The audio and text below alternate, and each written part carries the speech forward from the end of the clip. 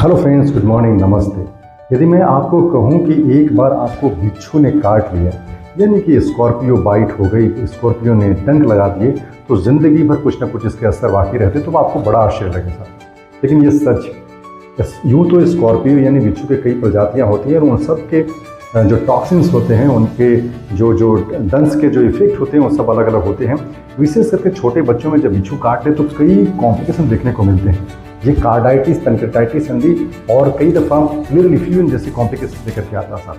लेकिन एक बड़ा ही आश्चर्यजनक कॉम्प्लिकेशंस कह सकते हैं या लॉन्ग टर्म कॉम्प्लिकेशन बिच्छू काटने के बाद होता है, वो है एनेस्थीसिया का ना होना, या हम कहें कि जो रीजनल एनेस्थीसिया है, पर्टिकुलरली स्पाइनल एनेस्थीसिया है, वो बड़ा ही लेट कार्य करता है या कई दफ़ा तो फेल हो जाता है साथियों।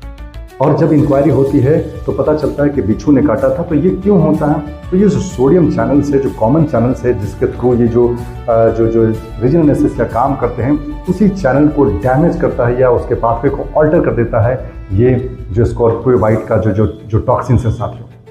तो इस प्रकार से इवन कि आपको बचपन में भी स्कॉर्पियो बाइट हुआ है तो ये regional anaesthesia, particularly spinal anaesthesia, इन सबको प्रभावित करता है। तो ये स्कॉर्पियो बाइट जो तात्कालिक तौर पर आपको बहुत पीड़ा, दर्द, सूजन तो देता ही है, लाइफ टाइम के लिए कुछ ना कुछ कॉम्प्लिकेशन अपने अंदर पैदा कर सकता है साथियों। विशेष करके बच्चों में जब ये पेनक्रेटाइटिस एंड कार्डाइटिस यानी हृदय का सूजन, हार्ट का सूजन या पेनक्रियाज ग्रंथि का सूजन के रूप में हमारे समक्ष आता है, तो कुछ न कुछ रेसिडुअल छोड़ देता है। इसलिए एक स्कॉर्पियो बाइट को हल्के में लेने की जरूरत नहीं है। यदि किसी बच्चे को खास करके स्कॉर्पियो बाइट होता है यानी बिच्छू का दंश लगता है, तो जरूर ही फिजिशियन को टाइमली दिखाएं ताकि कॉम्प्लिकेशन को मिनिमाइज किया जा सके या रोका जा सके साथियों।